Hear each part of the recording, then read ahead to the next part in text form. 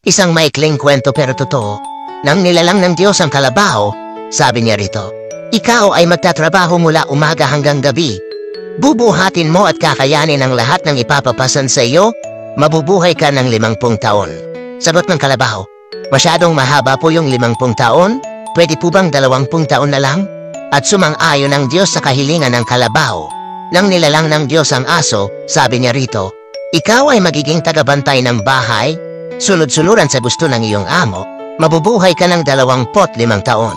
Sagot ng aso, masyado pong mahaba yung 25 taon. Pwede po bang 10 taon na lang? At sumang-ayon ng Diyos sa kahilingan ng aso.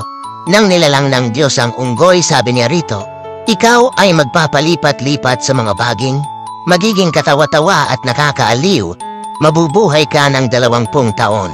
Sagot ng unggoy, masyado pong mahaba yung 20 taon, pwede po bang 10 taon na lang? At sumang-ayon ng Diyos sa kahilingan ng unggoy.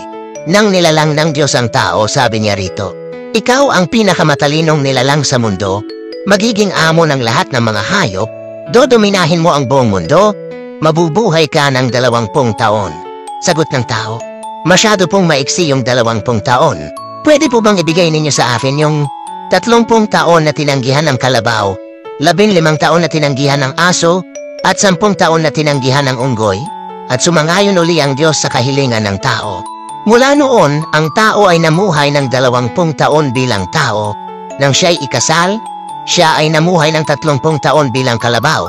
Nagtatrabaho mula umaga hanggang gabi, binubuhat at kinakaya ang lahat ng pasanin sa buhay. Nang siya'y mawalay sa mga anak, siya ay namuhay ng 15 taon bilang aso, tagabantay ng bahay, at sunod-sunuran sa mga gusto ng mga anak. Nang siya'y matanda at retirado na, siya ay namuhay ng 10 taon bilang unggoy, padalaw-dalaw at palipat-lipat sa mga bahay ng mga anak, nagiging katawa-tawa para aliwin ang mga apo. Katang-isip lamang pero totoo.